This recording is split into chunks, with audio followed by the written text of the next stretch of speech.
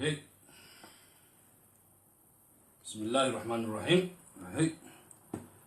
وركاga sido weedhaadana hal maqlo. هي inaad guuxdo weeyaan maanta warankaaga sido weedhaadana hal maqlo. armade hanna haba niman helan mahabone. armade hanna haba niman helan mahabone. hey هلا سودة بسم الله الرحمن الرحيم. بسم الله الرحمن الرحيم. جدا حجابا سودة بعد خيارتها ما شاء الله ما شاء الله. هدو الله هذا قرده وحنو قلت دونا برنامج كني إنه بلانسنا ها قلت رويك التاريخ قيبتي سدحات أو إنه كسو قادم دونا مانتا وايو قومية دا أوضنا وقالا أورومو. هدو الله هذا برنامج كاسي أيانو قردو إذن كسو مقان مركا هلا سودة بعد كراستنا هلا حجستو. armade hanna haba niman helan mahabone. armade hanna haba niman hernai mahabone. armade hanna haba he warankaagu waa inuu meelgal noqdo weedhaaduna waa inay toos iyo qoon u bax noqotaa insha allah. hey gaashaankaad arkaysaan waxaa loo daruuri doonaa hadduu ilaa idhaahdo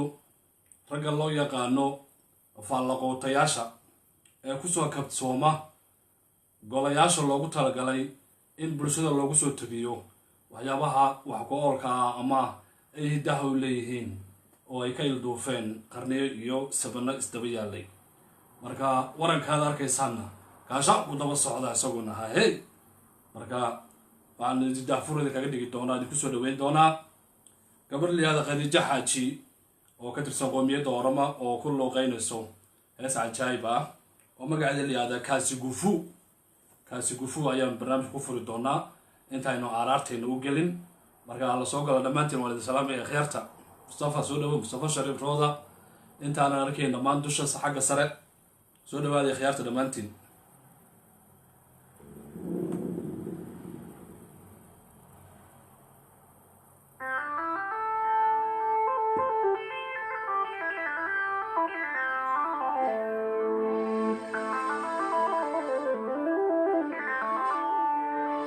حكم محمود سدع ما كسر وين يا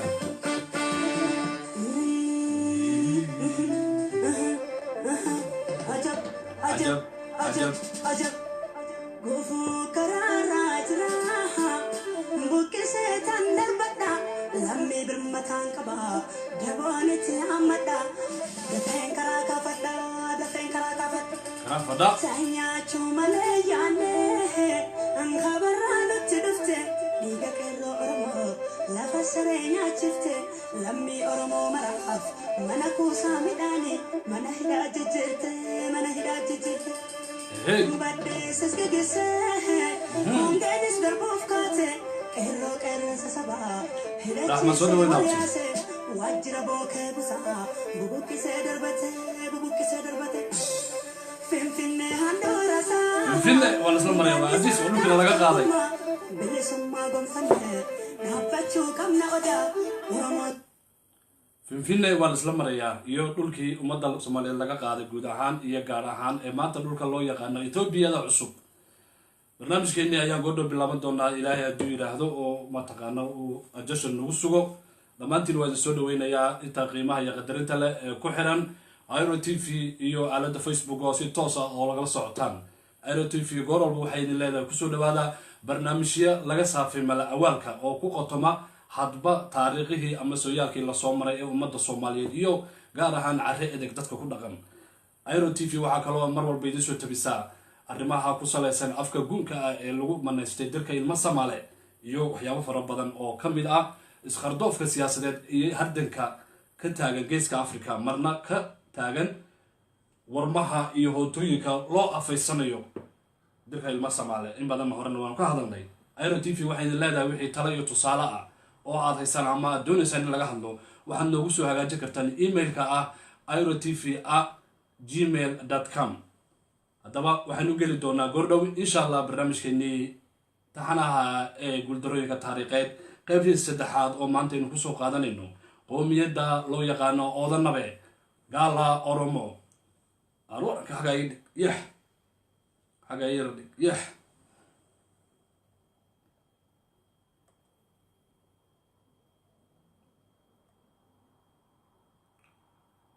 barnaamijkeena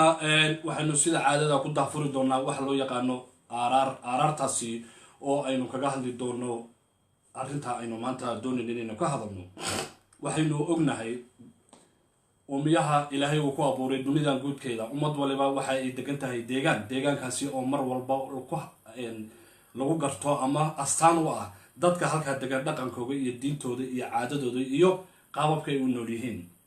qoomiyadda markaa oodanabe oo dadka inta badan aysan u aqoonin oromo ayaa iyo qoomiyadda soomaaliyeed siaan hore u sheegnay ayaa waxay yihiin labada qoomiyadeed oo ugu baaxad iyo dhul ballaaran geeska africa ama dhulka loo yaqaano carre edeg.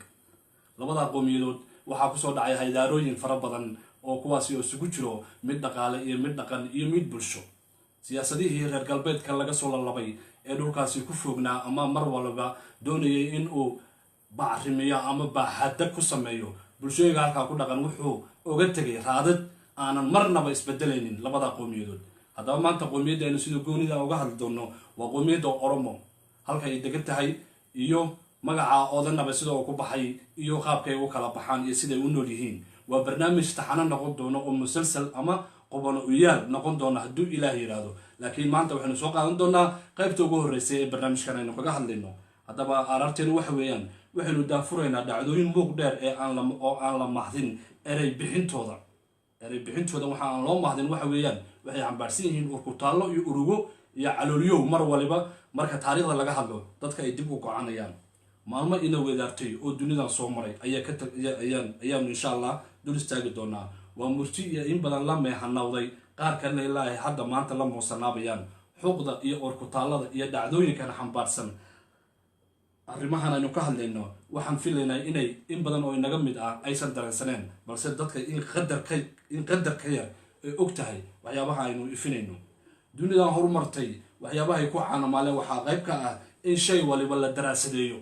daraasadu waa shayga ugu muhiimsan ee aadamuhu uu mar walba uu u nugul yahay ama uu jecel yahay inuu wax ka ogaado. daraasadayn ama daafur midkaa doonto ugu yeel.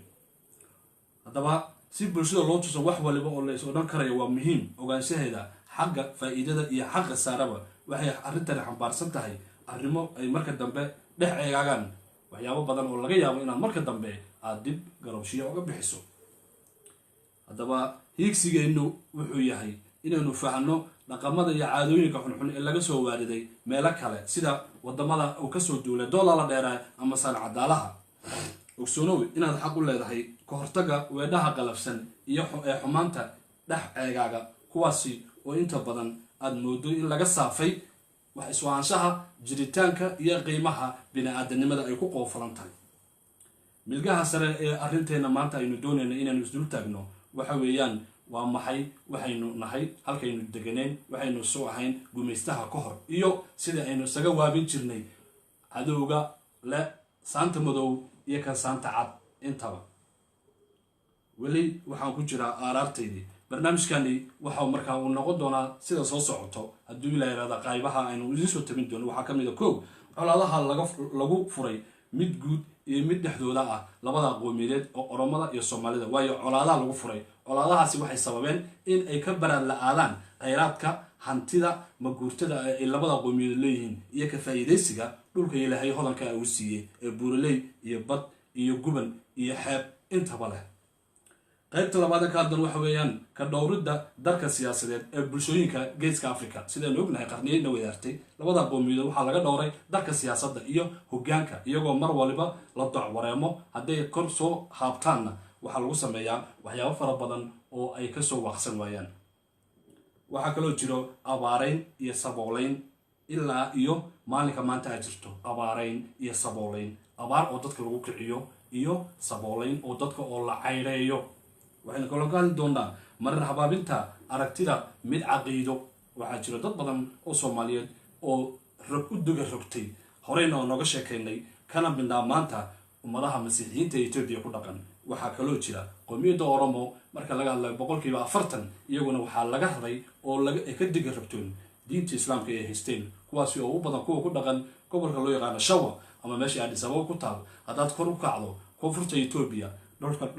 ku dhaqan sidoo kale iyagana waxaa laga bedelay diintii, oo maanta waxaad arkaysaa qof magaciisu yahay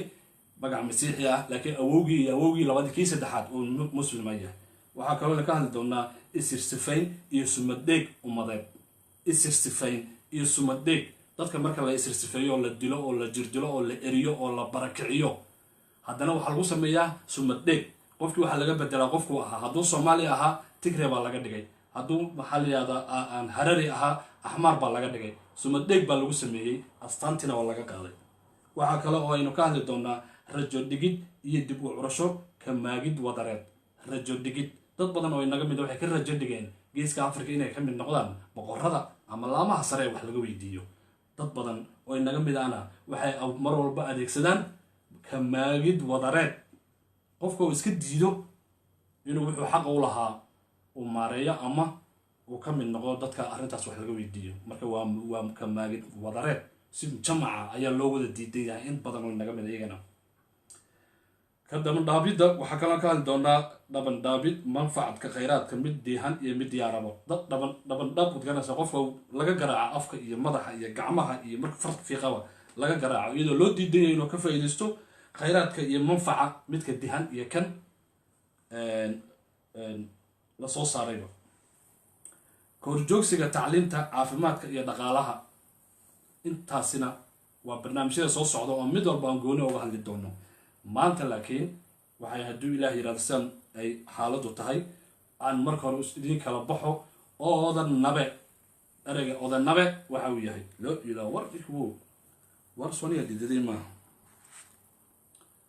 waxaa lagu jiraa waa kalin xilligii, waxaa lagu jiraa xagaagii, waa lagu jiraa xagaagii. ilaahu khayrkaadana waa faji ya. marka hala soo dhawaado khiyaarta, waa la soo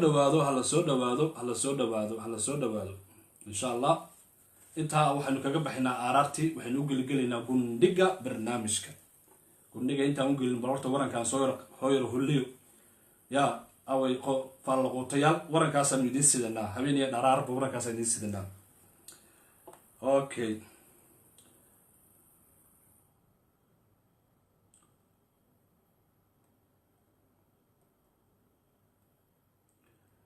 qaybteenna markaa hadda gundhigeena waxaan insha allah ku daafuri doonaa sida tan. dadka aan aqoonta u lahayn waxa weeyaan dadka aan aqoonta ila cilmi afka iyo magacaabidda reeraha loo yaqaano kooshiyiinta bare ama dadka kooshiyiinta liyada ee ku nool geeska africa oo ay ka mid yihiin soomaalida, oromada, canfarta, beejada, saaxaha, dadkaasoo dhan iyo dadka agowga loo yaqaano. dadka aanan xoog u kala aqoon inta badan waxay isku qaldaan afka iyo dhaqanka iyo taariikhda dadka ay leeyihiin, sababtoo ah waxayna taa keenayso iyagoo inta badan isku dhow oo ah dad jaalna ah isku jaadna ah oo inta badan laisku qaldo. sababaha inta badan loo yaalo kooshiyiintu waxay wadaagaan muuqaalka iyo afka iyo dhaqanka, waa mid meesha ku jirto, waana mid ay xaq aan u leenahay ogaanshaheeda. qof kasta oo soomaaliya uu xaq u leeyahay inuu ogaado dadka dunidan la jaalka ah, la midka ah, ama la xaquuq ama la midabka ah, ama la afka ah, ama la dhaqanka inuu ogaado waa muhiim. sababtoo ah wax qofka kugu xeeran ee dariskaaga ah waa inaad wax ka garan karayso, si aad wadaacadaha iyo dhibaatooyinka uu xataa kugu soo wado aad uga gaashaaman karto, ama aad oola noqon karto rafiiq, qof jaar wanaagsan ama daris wanaag oo la samayn karayso. marka dadkaasi cilmi afafka iyo magacaabidda reeraha kooshiyiinta waxay si sahlan u sheegaan in mararka qaar geeska africa ay ku noolaan jireen dad la yidhaahdo gaala. waa markaa ay reer galbeedku marna habaabi ku samaynayaan oo ay ka dagalka soomaaliyeed doonayaan inay dad kale u hibeeyaan, oo magaca soomaaliyeed doonayaan inay dambaabasaan, ayaa waxay yidhahdaan geeska africa mar waxaa ku noolaan jiray dad loo yidhaahda gaala. waxaa la tiraa soomaalida been fakata run ma gaadho. gaala ama oromo geeska africa ama dhulkeena soomaaliyeed waxay kusoo qaaday laba duulaan. waxaa la yihahdaa oromo invasion 1 iyo oromo invasion 2. horena waanaga hadalnay, waana ka sheekayn doonaa mar kale. waxa weeyaan waa fidkii koowaad iyo fidkii labaad, laakiin deegaan ahaan gaala ama oromo geeska africa marna deegaanku maysan noqon, duulaan ayuun bayna ku timid marka dadkani wax inta badan ay doonaan inay ka marna habaabayaan ujeedooyinkaasi waxaase alla mahadiya in beentaas laga daba tegay wixii ka dambeeyey 1966 markii ragga barta afafka reer kooshiyiinta waa dadkeena naga weeyaan ay si buuxdo isugu waafaqeen in afka Soomaaliga uu yahay afka ugu qadiimisan afafka reer kooshin isla markaana afafka kale ee reer kooshin ay ka farcameen ama ay ka soo farurmeen afka gunka ee reer ilma Soomaali taasi mid muran ku jira ma ahan daafur badan baan lagu sameeyay caalamka in badan oo ka hadashay laakiin 66kii wixii ka horeeyay mar habaabin fara badan ayaa jirtay waxa taasi iyo magacyada reer kooshin ku baxeen munaasabada ama meelo ay ku xadhan yihiin mar walba deegaanada dadka Soomaaliyeed ay leeyihiin waxay tiraahdaa murti Soomaaliyeed dadba waa afkiis afna waa deegaankiis dadba waa afkii afna waa deegaankiis waxaas arrimaha dusha ku qoran si ballaaran u soo shacbixeen kadib markii 70meeyadii la qoray afka Soomaaliga iyo afka Oromada qoritaanka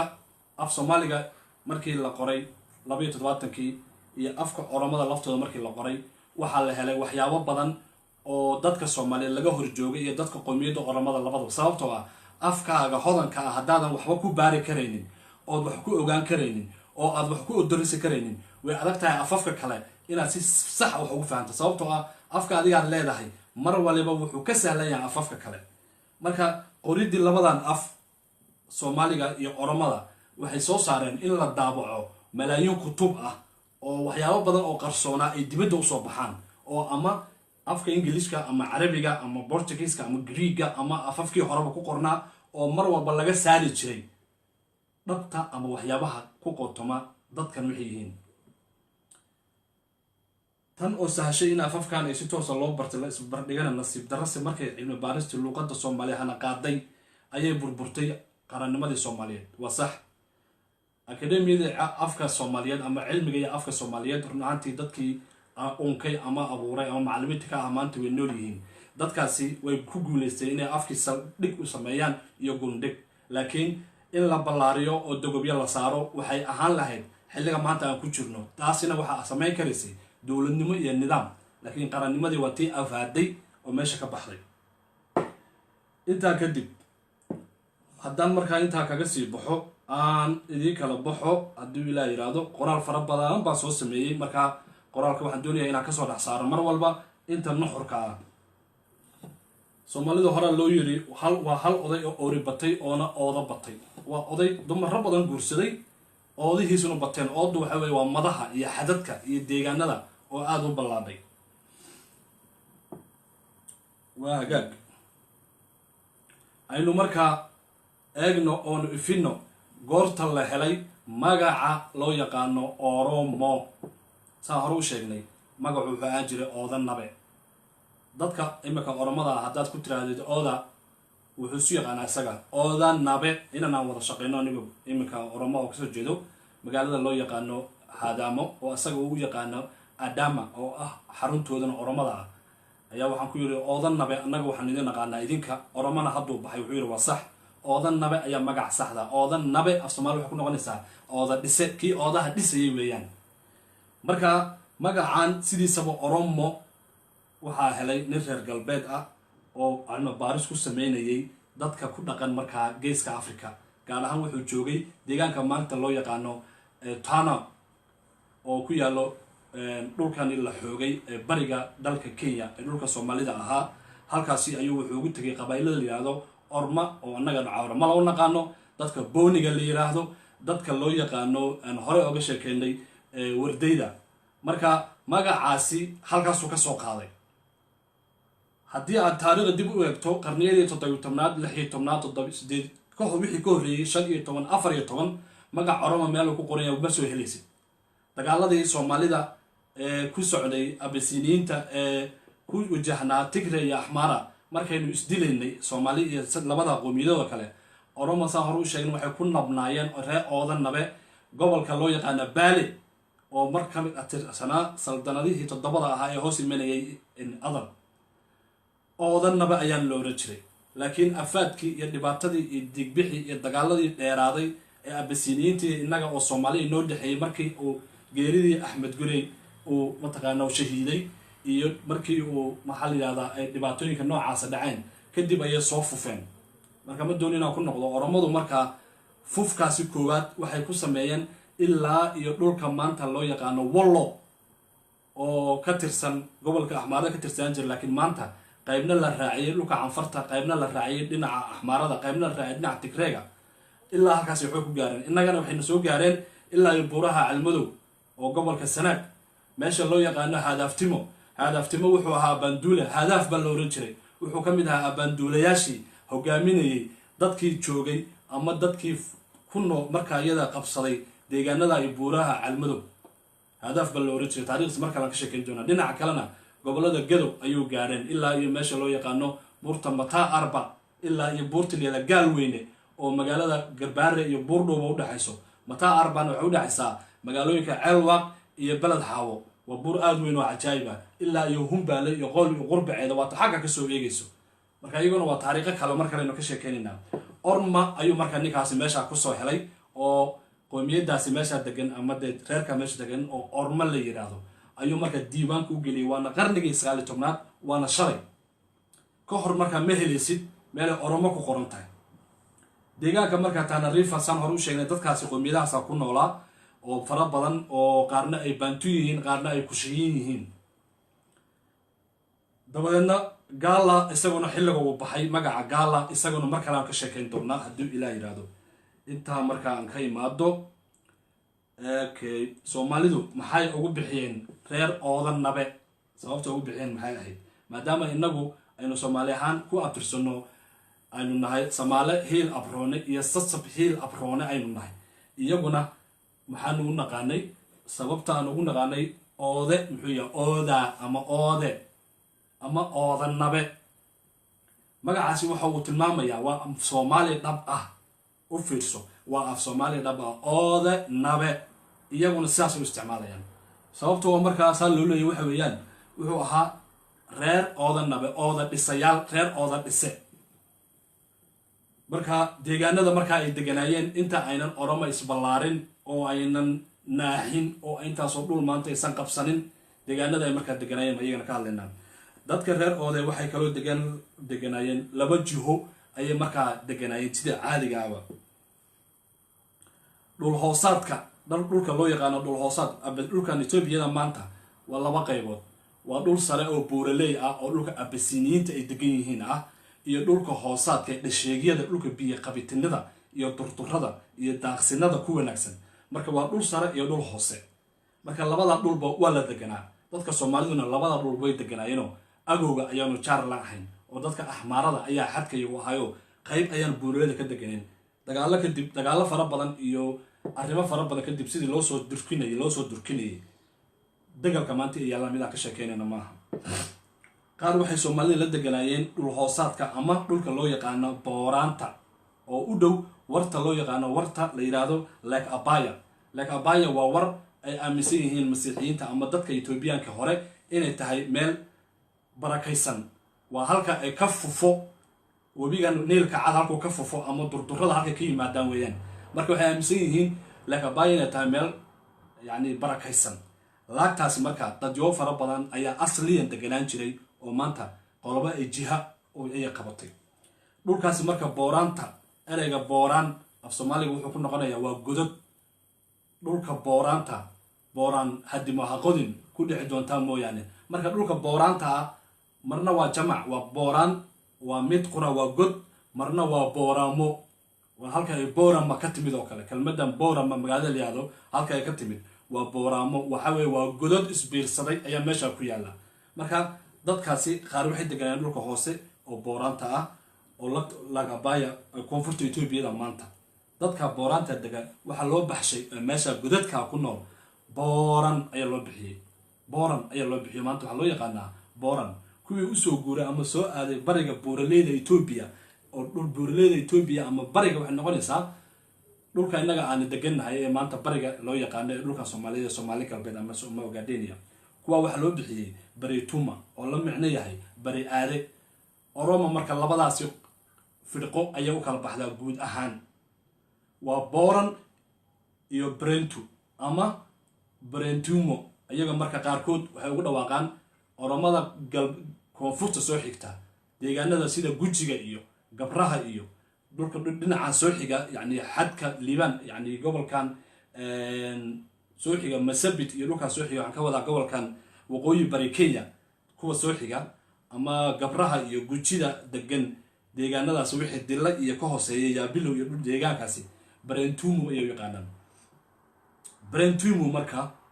waa reerka ugu badan waa firqada ugu badan ee lafaha ugu badan ee oromada maanta ay tahay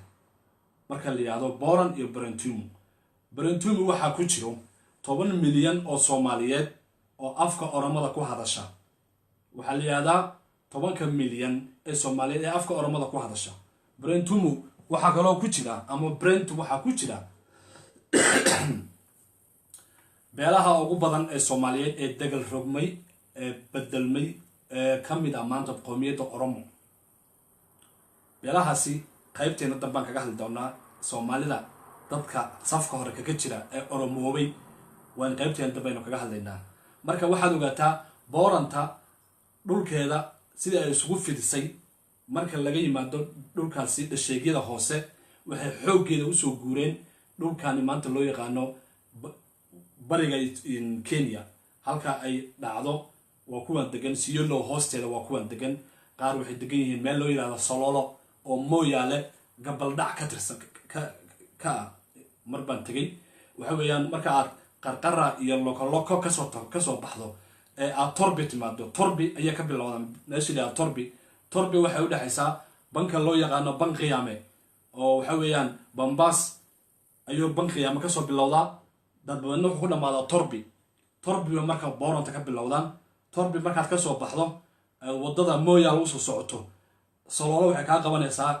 qoraxsin ama gabal dhac oo kale ka qabanaysaa halka way degan yihiin Siolo qayb baa degan dagaaladii boorantu waxay qayb ka qaadatay lagu soo qaaday dadka Soomaaliyeed ee markii la yimaanayay gobolada Gadow lagu soo fufayay ayay qayb weyn ka qaadatay marka booran iyada lafaha ay u sii kala baxdo iyo qaababkeedii iyadana dib baan dhigan doonaa brentumo marka maadaama ay u badan yihiin dadka soo xiga annaga xaggeena soo xiga ee dhulkan maanta loo bixiyo Hararge harar iyo Diridhabe iyo dhulkan xoogiisa iyo Qulubi iyo Dadar iyo maxalliya ilaa waas ka gaad ilaa iyo waanigir ilaa iyo wallo ayay gaareen oo waxa jiro dad wallo oo Oromo ilaa waxay noo dhaafeen xadka Canfar dadkaas oo dhan iyo dadka Soomaaliyeed iyaga ka tirsan waanu ka hadli doonaa inta marka hadii aan labadaasi arrimood brentu iyo boran inta ku dhaafo waxaynu isku daynaa marka inaan iyadana aynu isdul taagno sida dadka qaar ay doonayaan inay u marin habaabiyaan waxa ka dhaxayn karaya labada qowmiyadood saan hore u sheegnay Ethiopia marka laga hadlayo dalka loo yaqaan Ethiopia lahaanshaha haddii Ethiopia laga hadlayo dad iyo deegaan haddii laga hadlayo lahaanshaha dhulkani waxaa mulkiyadiisa iska leh dadka kooshiyiinta ah waa Canfar iyo Soomaali iyo Oromo maxaa soo raaca dadka saadada ahaa ku yimid dhulka xilliga jihaadka yimid oo ay ka mid yihiin dadka Harariyiintu waxa loo kala saafaa ama loo kala saaraa saddex qaybood waxa weeyaan waa dad asliyan Carab iyo Carabtaas oo isugu jiro kuwa Ardul Khaliij ka yimid iyo kuwa Masar ka yimid iyo dad Turki ah ayay isugu jiraan qaarkood oo aad isugu milmay labada qole ee kale ee tiirka Harariyiintana waxa weeye tirada ugu badan waa Soomaali tirada labaadna waa dadka ay ka mid yihiin Oromadii islaamtay dadka loo yaqaano Orgabaha dadka la yiraahdo Hawaashiyiinta qaar oo Damuud iyo Gafaad dadkii ka yimid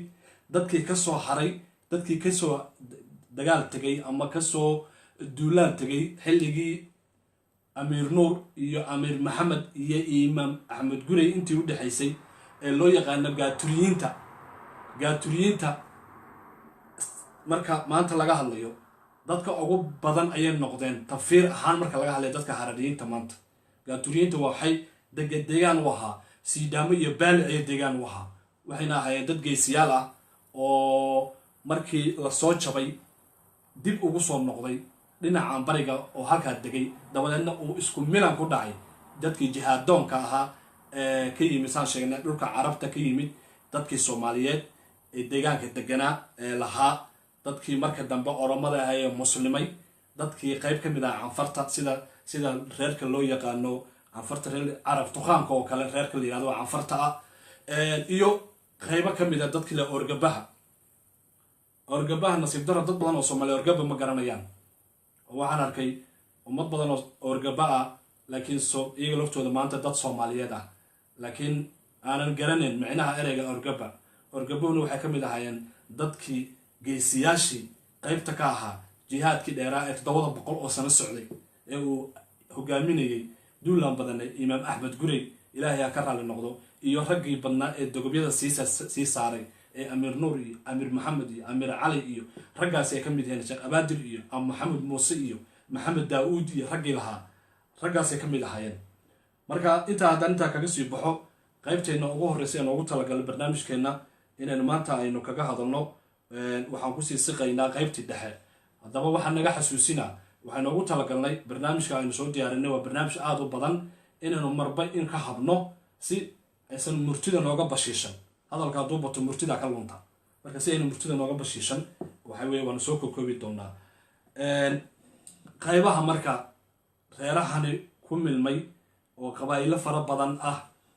ayaanu saani horey kugu sheegnay dadka safka hore kaga jira ayaana qayb hadda idiin soo bandhigaynaa qaybaha dambana qabiil waliba oo dadkan soomaaliyeed ee maanta dhulka leesa degan oromada qayb ayaa ku jirta haddii marka borantii ay sidaa tahay barentuma ama barentuna ay caynkaa tahay oo dadkaasi oo dhan waayo waxaad ogaataa systemka dadka oromada wuxuu ku salaysan yahay waa nidaam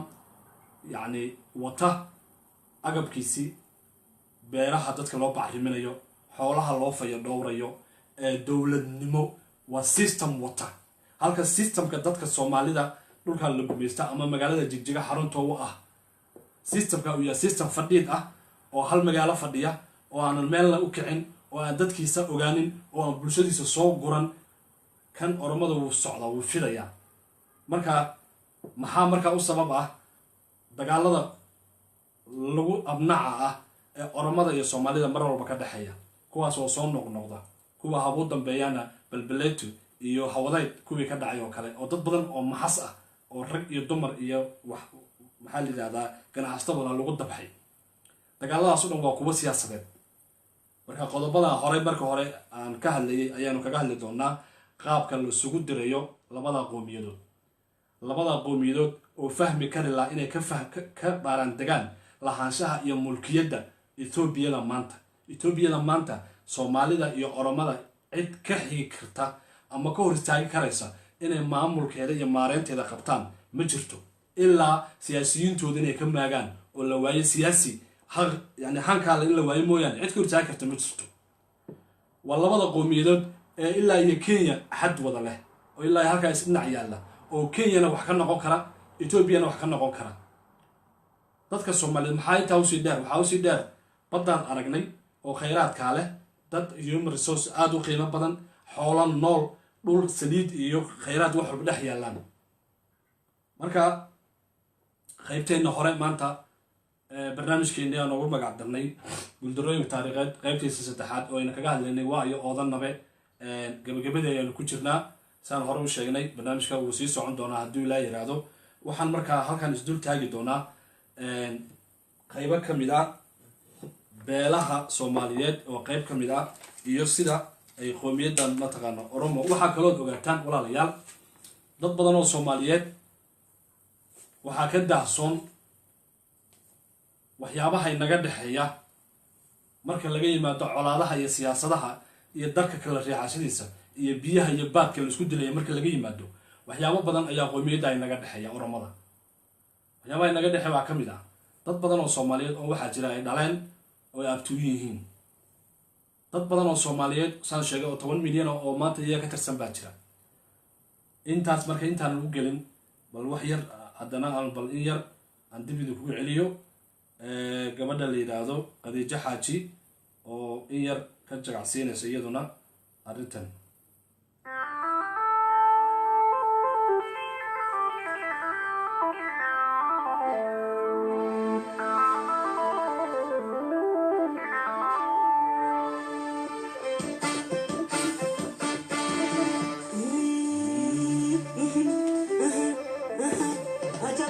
Ajab, ajab, ajab. Gufu karara jira, bukkise tandar bada, lamme birmatan kaba, dabone ti amada, dafen karaka fada, dafen karaka fada. Sanya chumale yane, angkabarano tidufte, iga kero oromo, lafa serenya chifte, lammi oromo maraf, mana kusa midani, mana hida jijete, mana hida jijete. Badde sesgegese, hongenis darbufkate, kero keren sasaba, hidachise waliase, wajira boke busa, bubukise darbate, bubukise darbate. Finfinne handorasa, gadisa hakafta kuma, bilisumma gomfanne, nabachu kamna oda, uromon sirna kaba, kambulu sirna gada, kambulu sirna gada. Aja.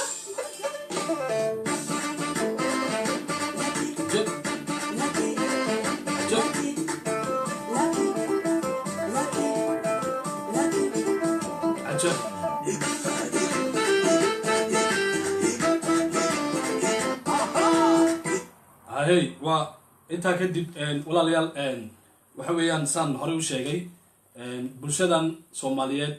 waxa Ilaahay uu ku manad yeelay ama Ilaahay ku galad yeelay dad qiimo badan iyo dagal aad u fiican oo wax soo saar beereed iyo mid xoolo dhaqato iyo maxaliyada macdan iyo saliid iyo kalluun inta way isku qoonfalan yihiin laakiin waxa weeyaan waxa in badan aanu fahmi laanahay qaabkii aan uga faa'iideysan lahayn ama aan la noolaan lahayn dad yooga inagu xeeran marka qowmiyadan Oromo dad badan oo Soomaaliyeed waxa loo geliyo colaadaasina waxa weeyaan waa mid siyaasadaysan waxay ku salaysan tahay annagu dagaalka annaga iyo Oromo naga dhaxeeyo sida la og yahay waxa ugu horeeyay Oromo dad Soomaaliyeed soo weerarto fidkii koobaad oo ay duulaan badan ku soo qaadeen Soomaalidii markaa ku nooleed dagaalka loo yaqaan maanta Haadama iyo Hawaas iyo Addis Ababa oo markaa loo oran jiray walaalaha dadkaasi Oromada waxay kaga duwanayeen Abyssiniyiintu marka iyada meesha ahayn dad diin haysto ideolojiyadoodana waxay ku qotontay biyaha iyo baadka inay ka riixdaan dad joogi markaa dhulka deganaa Oromo waxay dhibaato badan u geysatay waqtiga iyada intaynan muslimiin dadkii Soomaaliyeed oo mahigaan ka badnaa ayay si aad arxan darro u laysay laakiin waxaasna waxa uu sabab ahaa aqoon darro markaasi iyo qaabka markaasi noloshu ay u agaasineed kadib dadka Oromada waxay garowsadeen mar dambe oo islaameen inay dadka Soomaalida yihiin dadka dad isugu xigaan waxa markaa Oromoobay oo ay la liqay dad yoogi markaa inaga iyo marka hore deegaanka nala yaalay oo nagu xeernaa ee nala jaadka ahaana way liqeen maanta ilaa maalinka maanta dagaaladan marka la labayo waxa qayb ka ah waa siyaasadda laga soo hago Abyssinia laga soo hago siyaasadaas oo ku salaysan kooshiyiinta inay noqdaan dad la rarto waayo nimankan sheegto dirkii waxay sheegtaan iyagu King Nabi Sulaiman alayhi salam iyo Queen of Sheba ama Bilqis inay ka soo jeedaan ayay sheegtaan nimankaasi markaa waa nimanka isku sheegay inay yihiin dad la xafiday oo la kor yeelay oo iyagu ay yihiin sayidka geeska Afrika inta kalena ay yihiin dadka iyagu khidmeynayay marka siyaasadda marka Soomaalida iyo Oromadu waa inay madaxanta sare u qaadaan ay fahmaan xasuuqan baan ee dhexdooda ka socda iyo beelahan la isku laynayo iyo barakicintani inay fahmaan waxa jiro dad badan oo arrimahani u dhuun daloolo laakiin darka siyaasadda ama meelaha ka tabin lahaayeen ama meelaha bulshada wax u sheegi lahaayeen aanan helin ama aan chance u helin laakiin ifafaalaha iminka maanta socda ama isbedelada muuqda heegada gaaray wuxuu goordhow keeni doonaa in la arko inagoo qoobka qumba la galnay farahana suba ku dhuuqayno qowmiyadahaasi kushaytiga ee la ciilay qarniyo iyo qarniyo Oromada marka ay sidaa aan leeyahay waxa weeyaan dad badan oo Soomaaliyeed oo Oromada ay dhaleen ayaa jira saa hore u sheegay oo abti u yihiin waxa jiro gayaan ayaanu nahay dadku marka aad ood wadaagtihiin oo dhaqan ahaan la soo kiindir soocay oo af ahaan la isugu dhowdihiin waa qasab inuu gayaan ina dhaxmarayo marka gayaan badan oo inaga dhaxaya jira dadka marka maanta naloo sheegay la leeyahay waa oromo oo giyaanku inaga dhexeeyana waa brentumuna waxaa ka tirsan 10 milyan oo Soomaaliyeed marka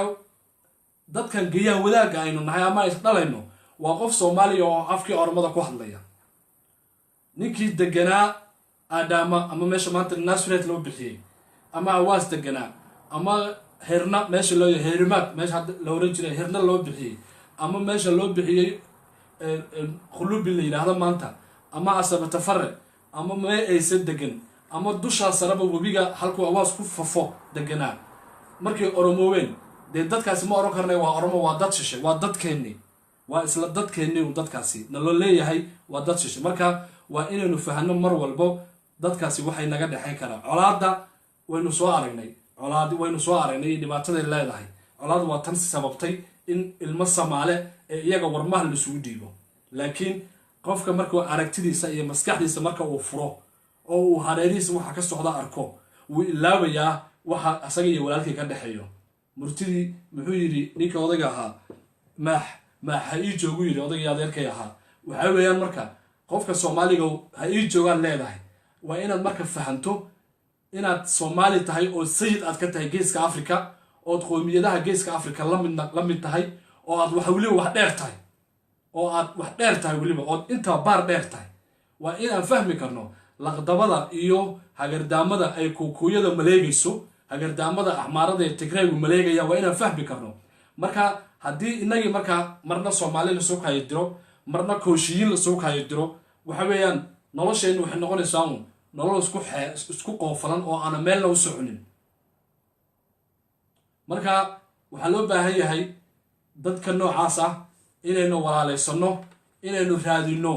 dadka ay yihiin bal inta halkan waxaan yar tusayaa wax yar oo aan ugu talagalay inaan mataqaanaa idin la wadaago halkan waxaan ku hayaa diiwaan dhan reeraha Soomaaliyeed ee maanta qoomiyadda oromada ka tirsan oo nabad iyo nolol kula nool oo beero ku leh oo wax soo saar kale oo dhulka bunka ka soo go'ay jaadka ka soo go'ay iska leh oo halka degan oo meel aan u socon oo Ilaahay halku ku beeray ay tahay systemka ku yimid ayaa aromeeyay laakiin waa dad Soomaaliyeed marka waa inaynu mar walba marka ka shaqeyno dadkaasi meesha jooga walaalnimadooda iyo sidii u sii noolaan lahaayeen innaga markaynu qaranka ahayn waana la soo hiigsan jiray dad yoga ku nool agow la noolaa ee ahmaara gunteeda ku noolaayo Soomaalida ay ahmaaroobay sida la sheegay taariikhiyan magaalada Muqdisho ay man jireen dad ahmaara oo Soomaaliya dad Tigray ay man jireen dad ka yimid damud dad ka yimid dhulka loo yaqaan Gafaad oo maanta Gama Goofa iyo dhulka hoose ee Omo River meesho maro iyo Baro River meesho marana koonfurta dad ka iman jiray arsi iyo dhulka iman jiray ayaa qaranka Soomaaliya soo hiigsan jiray oo lagu soo dhaweyn jiray marka qarannimadeena haddii marka tii aanu gabnay shacab baynu nahay shacabkeena iyo waxgaradka iyo garadkeena ayaa dadkaasi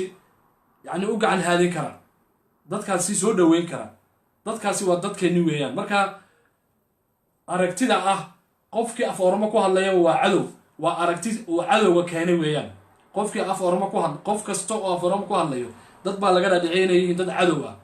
waxa weeyaan waa abasiniinta ayaa ujeedadaasi nagu soo dhax tuuray ninka Soomaalida af Oromo ku hadlay sidoo cadow yahay ma noqon karayo waayo marka qabayladan balan eegno maanta ka tirsan halkaasi booranta dadka ku jira iyaga ayaan intan qayb ka mid ah soo qaadanaya qaybta kalena insha Allah barnaamijka soo soo gunaanado waxa jiro niman liya saddexda jiido waan garanaa jiida cali nimankan shabeelooyinka camira ee Soomaaliyeed ee hore taariikhdooda uga sheekeynay ee halyeeyada ee ka tirsan bahweynta digil garanaysaan saddexda jiido ayaa halkaan ku jira oo waxa uu yaqaanaa saddex jiide ayaa iyagu yaqaanaan waxa kaloo halkaan ku jira iyagana niman la yiraahdo noole waad garanaysaan waa nimankan camira diradhaba wixii ka soo hooseeya ilaa iyo orgabaha kuwa ood wadaag la leh waa niman Soomaaliyeed oo la garanayo oo asarkooda la garanayo laakiin maanta de qoomiyadaasi qaar ka mid ah ay sida hore u sheegay ay jaal wadaag iyo ood wadaag iyo deegaan wadaag baleeyihiin noole ayaa iyagu yaqaan laakiin inagu waxaan reer noole oo waynu naqaana dee noolahoo dee anigu waan garanaya dad badan noolaha reer reer hambane iyagana dee waaba dee dadka kana soo dee dagaaladii iyo qaabkii ay mataqaanaa dagaalkii ka dhacay dagaaladii xarar ka dhacay 1700 dhammaadkeedii dagaaladii markii xarar yani oromada ay fidkeeda ay ka timid yani gunta Ethiopia dadkii ka hortagay ayay ka tirsanayeen iyagu markaa hambana ayay u yaqaanaan reer hambana waxaa jiro oo kale reerka loo yaqaano bah arboore oo garanaysaan dee oo ah dee reer dhan oo reerka abtiga u ah iyagu waxay u yaqaanaan arboore laakiin bah arboore ayaa yiraahdaa bah arboore iyo bah giirey waa labada baho ugu ballaaran ee qoomi reeraha dhan ee hawiye reeraha dhalay weeyaan bah arboore iyo bah giirey iyo bah juuraa jirta waxaa jirta maryan hoode oo iyadana jirto oo iyadana qaybta ma ka hadli doonaa noolaha iyo markaa iminka labada reeraha ka hadlaya banaha iyo noolahani intaba waa niman dira arboore iyo bah giireyna waa labada bahood ee dhalay dee beelaha hawiye ka degan reerka loo yaqaano karanle ee aad maqasheen ee mahigaanka ah ee laga soo bilaabo webiga awaas ilaa iyo shakisa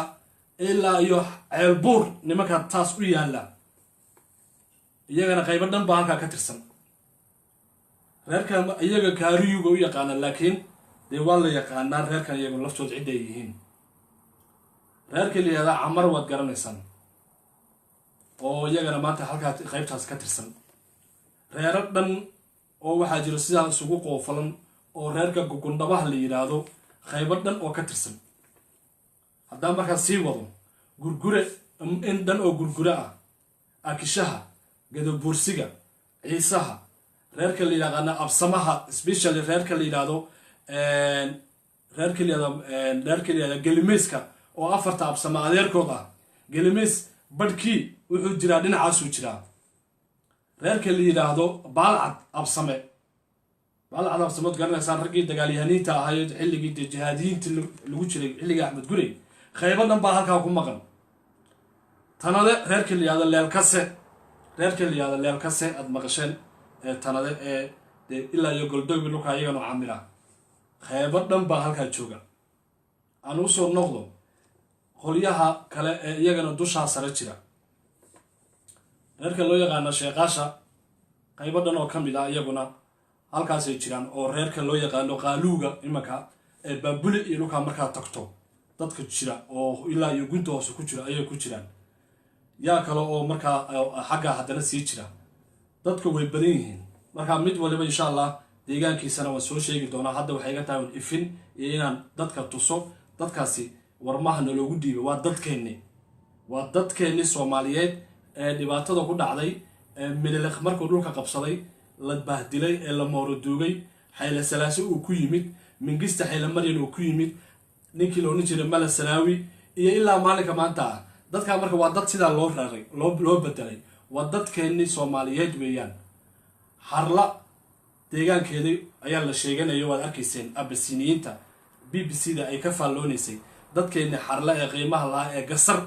nimankii lahaa ee dagaalyaniinta leh cajaa'ibka ahaa ayaa waxaa leeyahay harla waa qowmiyad hore iyada Soomaali lagala cararayo ayaa la doonay dad kale laga dhigo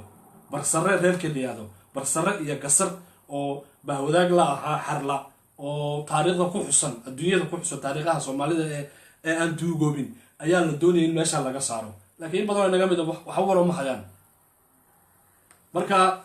haddii aan markaa usoo noqdo dhulka la leeyahay Ethiopia maanta aad maqlaysaan ama loo yaqaan Ethiopia $3 $2 waa dhul Soomaaliyeed marka waa inaanu fahanno dhulka iyo dadka naga maqan iyo halka ay ku maqan yihiin marka qoomiyadii Oromo inta ugu badan 10 milyan mar haddii maanta Oromo 40 milyan tahay 10 milyan oo Soomaali oo cad oo la garanayo reer hebel loo garanayo haddii halka ku jiraan 10 milyan oo kale oo hore u dagal rogantena way ku jiraan marka dadkan dhulkan degan oo dhan arkaysa waa dad Soomaaliyeed barqaatina waxaa ninka dhulka tagay oo soo maray oo dadkaasi u hooyday oo ay sooriyeeyeen oo ay la noolaayeen ninkaasaa garan kara laakiin ninkaan dhulka weligii tagin waxaa kaloo dooninaada ii sheego Soomaalidu waxay tiraahdaa nimaan dhul arag dhaayala Ethiopia maanta ninka aan tegin wax badan ayaa seegan xaqiiqda etoobiyada maanta la sheego ee dhulkaasi canfar iyo soomaali iyo ilaa wallo kasoo bilow ilaa dhulka dhasheegyada ee dirir degeenka iyo hawey degeenka ilaa iyo koonfur arsi markaa tagto arsi waayo arsi waa dad soomaaliyeed iyagoo arsenyaa u yaqaan laakiin arsi maanta waa qayb oromada ka mid oo gobol dhan bay haystaan arsi la yidhahdo laakiin waa dad soomaaliyed la garanayo arsi kafa meeshii uu amiir nuur uu dagaalka ku joojiyey dadka degan ee gaamagoofay dhulkaasi kafa la yidhahdo dadkaasoo dhan waa dad soomaaliyeed anaa indhahay kusoo arkay arsi dad soomaaliyeed oo dhalan rogmay sashabane iyo awaashi markaad joogto haddaad gudaha u gasho window iyo haddaad dhulka aado dhulka uu bunka iyo jaadkay kasoo go-o waa dhulkaasoo dhan waxa degan waa dad soomaaliyeed weeyaan laakiin inagu ma ogin wax badan baa inaga dhiman haddaynan fahansaneen waxa etoobiya ay naga liqday ama nagala maqan tahay ma haddaynan fahansaneen wax badan baa inaga maqan soomaaliya xooggeeda halkaasay ku maqan tahay gabagabadii barnaamijkeena ayaanu kusii siqaynaa hadduu ilaah yiraahdo aanu ugu talagalnay inaynu maanta qaybta ugu horreysa ee barnaamijkeena aynu ku daafuraynay guldurooyinka taariikhda qaybta saddexaad aynu kaga hadlaynay reerka loo yaqaano oodanabe gaalo oromo insha allah waxaan qaybta dambe aynu ka baqaadi doonaa guurka qaabka uu nagaga dhexeeyoy iyo qaabka mataqaanaa ugaasyada soomaaliyeed qaybo ka mid a ay dhaleen waxaynu ka hadli doonaa qaabka loo walaaleyn karaya dadkaasi waxaynu ka hadli doonaa fidkii koowaad ee qoomiyadda oromo wuxuu ku salaysnaa iyo fidkii labaad waxaynu ka hadli doonaa hadduu alla yidhaahdo reerahaasi aanu sheegayno iyo qaababkii keliyino halkaan aynu ku hayno intaa ayaa markaa qaybteedii koowaad maanta kusoo afmeeri doonaa waxaan idinkaga tegayaa inaynu mar walba fahamno ujeedooyinka la haloosayo ee la doonayo in dadka laga marin habaabiyo waxa aad adigu gacantaada ku haysato ama waxa adiga aad leedahay go-aankeeda nin kale ha ka sugin go-aankeeda nin kale ha ka sugin haddii markaa aynu ku meehanowno arrimaha yar ee inaga dhexeeya ee dirka soomaaliyeed ama ummadda soomaaliyeed arrimaha yaryar ee ka dhexeeyo haddii aynu ku meehanowno oonu ku muusanowno oo intaa ku warwareegno waxaynu luminaynaa mas-uuliyaddii saarnayd ee geeska africa inaga saarnayd mas-uuliyaddii inaga saarnayd dadkan kooshiyiinta ah oo annaga aan saldaankooda nahay oo innaga inta badan naga soo farcmeen dadka maanta loo yaqaana beja ee eritrea degan wax ka hadlaya iyo wax noloshooda iyo adduunyadooda ka sheekeynaya ma jiro dadka loo yaqaano agow ee la baabiiyey ee maanta axmaarada noqday dhulkaa degan wax ka hadlaya ma jiro waxaasoo dhan dadka soomaaliyeed baa u hadli jiray oo u dagaalami jiray oo haddii markay qaranka ahayeenna qarankoogu ku hoos noolaayeen dhinacaa haddaan u kacno kenya waxaa jira dad soomaaliyeed oo ku nool magaalooyinka ama dhulka gobolka loo yaqaano central kenya ee inyeri ee caasimadda u tahay karatina iyo muranga dhulkaasi dad soomaaliyeed baa ku nool oo kuukuyada maanta la jaalo oo kuukuyada ka tirsan muranga iyo karatina haddaad tagto dad badan oo soomaaliyeed oo kuukuyada ku milmada arkaysaa haddaad rift valley aado gobolkan rift valley haddaad aado nakuru iyo neefaasho iyo dhulka haddaad aado qoomiyado dhan oo soomaaliyeed oo dhulkaa degan oo kuukuyo noqday oo qaar dadkaasi ku dhex milmeen baad arkaysaa ladwa haddaad aado iyo logtokia meesha dhulka turkaanada meesha ay kukuma ku taal oo soomaalida xerya qaxootiga ladwa iyo logtokia dhulka haddaad aado turkaanada dad badan oo soomaalida ayaa turkaanada ka guursaday oo ay gacal noqdeen iyo xigaalo hoos haddaad aado iyo kor xadka tanzania kajiyaadha haddaad aado dhulka masayga daafeeta iyo magori dhulka haddaad tagto yaa camira reerka la yihahdo magaalaha oo soomaaliyeed ayaa dhulkaa camira laakiin magaalada meesha la yidhaahdo dadka magaalaha degan dad badan oo dadkaas oo waxaa jiro masayda ay isguursadeen dadkeenni way maqan yihiin sagajo nimankii la oran jiray ee kasoo baxay xeebaha kismaayo iyo jubbooyinka ee maanta ka tirsan gudaha tanzania degan giiryaamada 12 beelood ee giiryaamada laisku yidhahdo majakendhaha oo giiryaamada iyo taytaha ayay ka tirsan yihiin ummado dhan oo soomaaliya halkaa ku jira dadkaasi oo dhan waa inaan raadsanno dadkaasi himiladooda iyo raadintooda markaanu u biyeysano waxaynu ilaaweynaa waxyaabaha yaryar ee hoosta yara jira marka hadda mas-uuliyad baa inaga saaran geeska africa mas-uuliyad baa inaga saaran saldanadnimadeen inaan la soo noqono mas-uuliyad baa inaga saaran cadaawadan faraha badan ee dadka dariskeenna naloo geliyey waa inaan ka weynaano waa inaan madaxa sare u qaadno waa inaan la soo noqonno sayidnimadii aynu dhulkan ku lahayn dabadeedna waxaa iman karaysaa wada xaajood baa imanaya dadkii kasoo saadada ahaa ee ka yimid cumaan iyo khaliijka iyo masar iyo tarki ka yimid dhulkaa maanta la qabsaday ama la haysta ku nool hiil iyo hoo annaga nooga baahan yihiin barnaamijkeenna markaa qaybtiisa koowaad inta ayaa kusoo afmeerayaa waxaan kusoo dhaweynayaa mar labaad nin layihahdo khadar martu oo nin cajaayib oo ka mid ah fanaaniinta waaweyn oo oramada oo laftiisa nin soomaaliya khadiija oo gabar soomaali khadar martu waa nin soomaaliya ragga qamar nin kaloo waxaa jira qamar cali layihahdo oo nin soomaaliya rag badan oo noocaasa jiro waaweyn oo caanoo la yaqaano laakiin maanta dhalasho aan iyo deegaan ahaan maanta dee reerkaa ka midsan qadar martu markaa nasna ku yar nasano barnaamijkaygana waan soo gunaanadayaa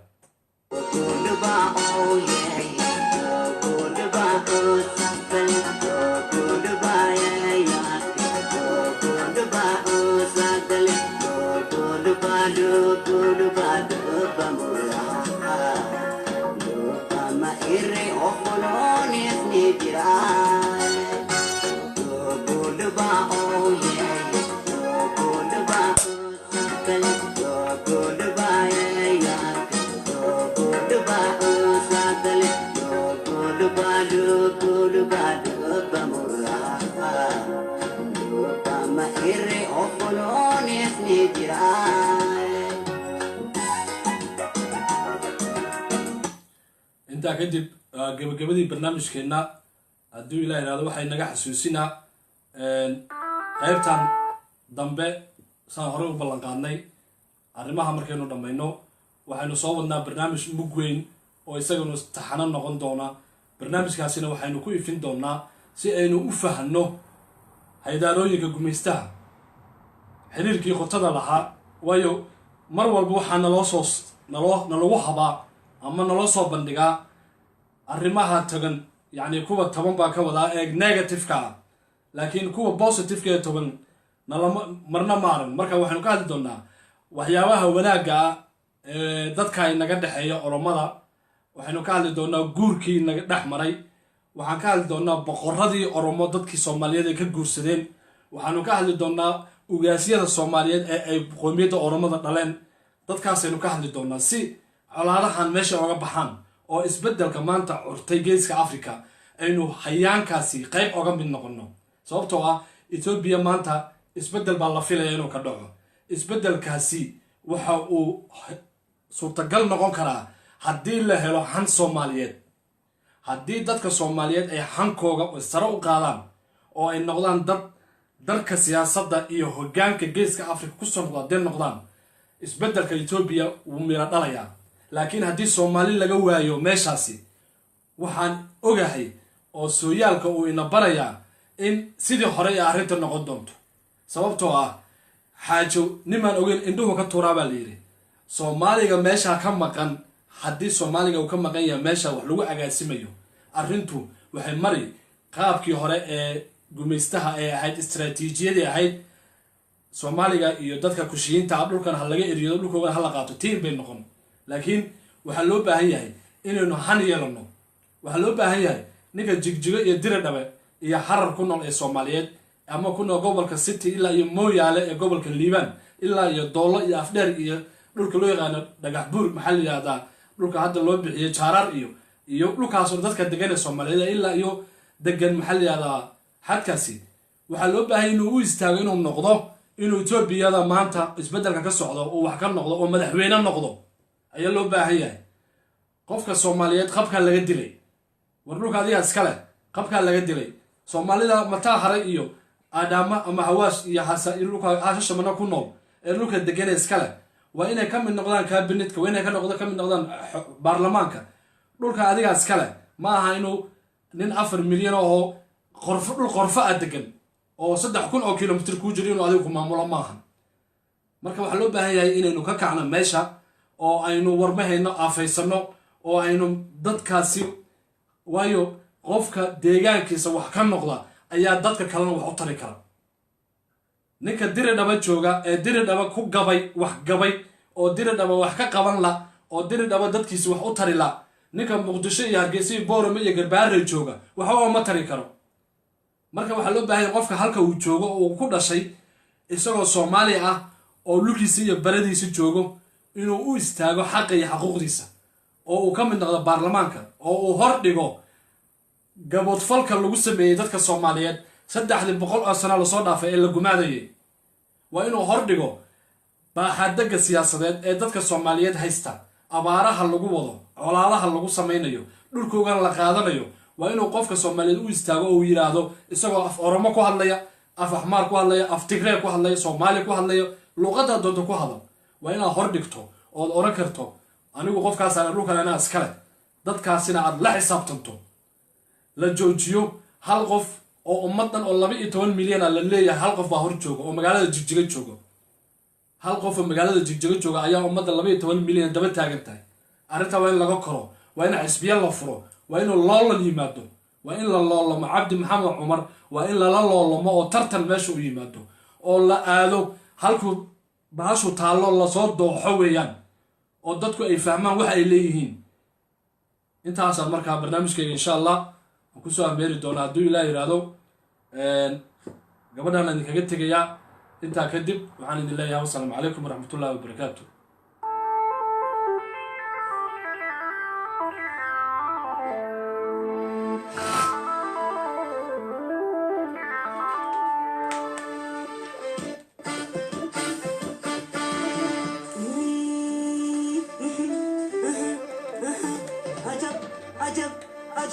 ajab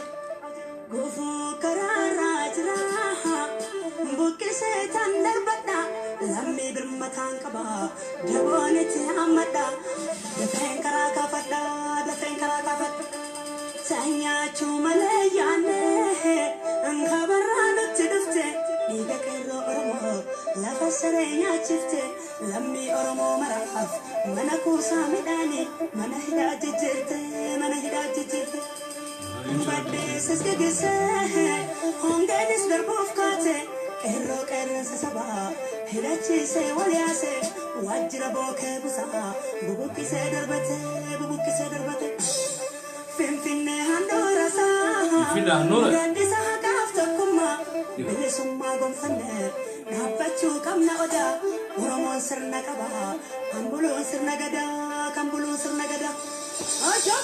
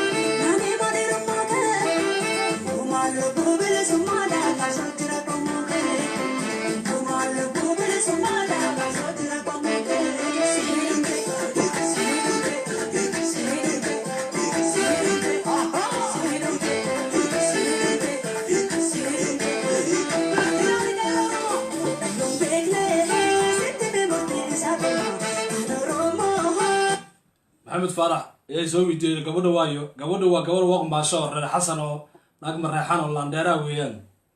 سيدا ولا صعو انت ايام marka barnaamijkeena ku soo gunaanadayna haduu Ilaahay yiraahdo dadkeeni iyo dadkeena waxa inaga ballana inaynu